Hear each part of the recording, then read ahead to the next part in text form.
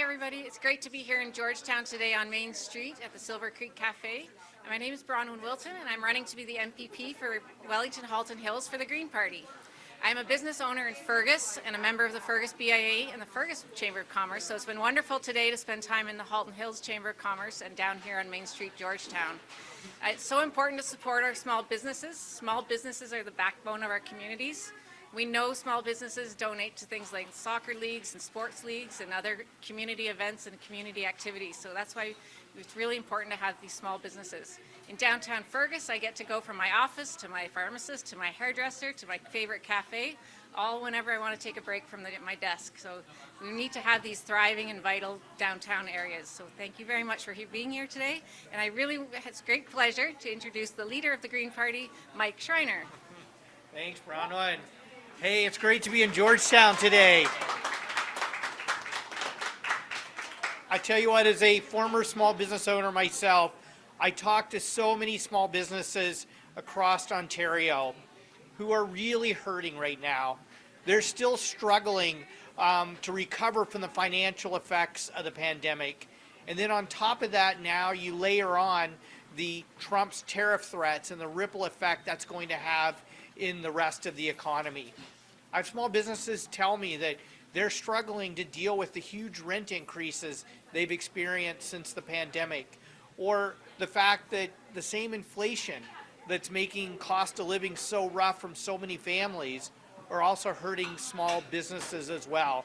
And as Bronwynne said, small businesses are so vital to creating jobs and prosperity and the vitality of our main streets and our downtown business districts, especially in rural communities and in rural ridings like Wellington-Halton Hills.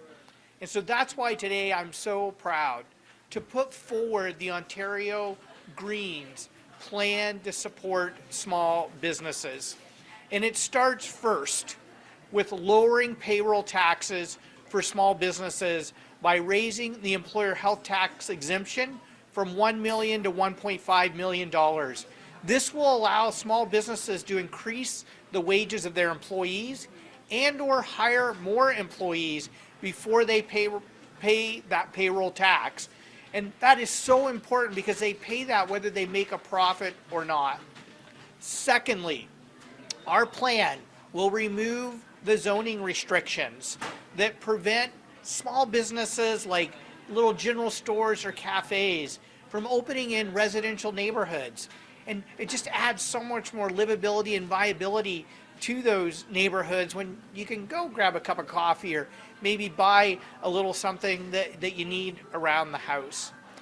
Third, to help small businesses deal with the dramatic increases in rent we're seeing is a commercial renters bill of rights that will also include standardized leases that will help reduce the legal costs that small businesses face when evaluating leases, but to also help mitigate these dramatic increases in commercial rent that sometimes is driving businesses out of locations they've been in for decades.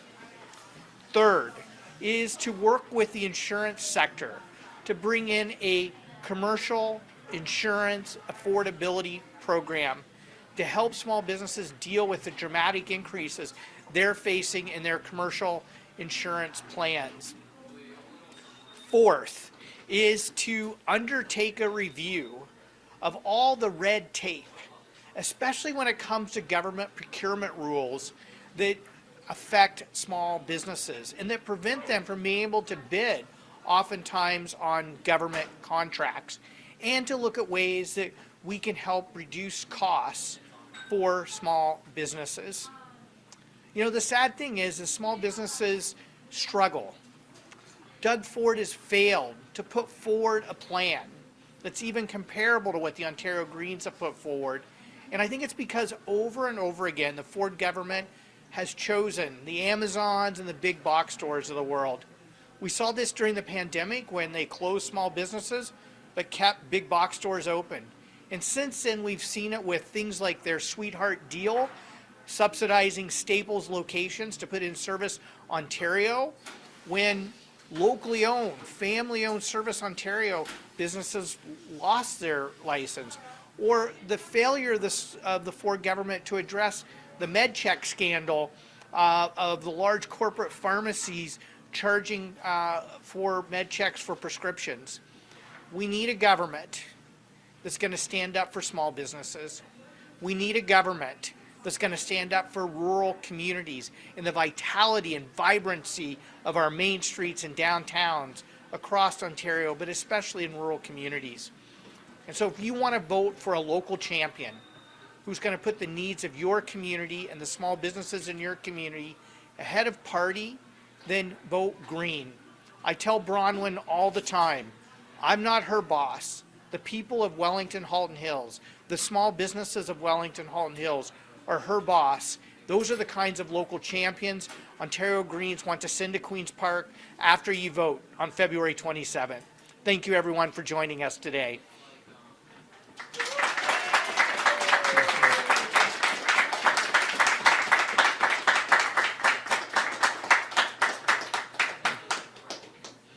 Great.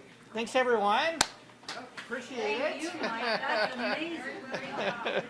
Great Yes. announcement. Yeah, well, you know, we got to support businesses like this. Yeah. So, you know, 100%. So. Matter of fact, I'm going to order a coffee from you. Is that okay?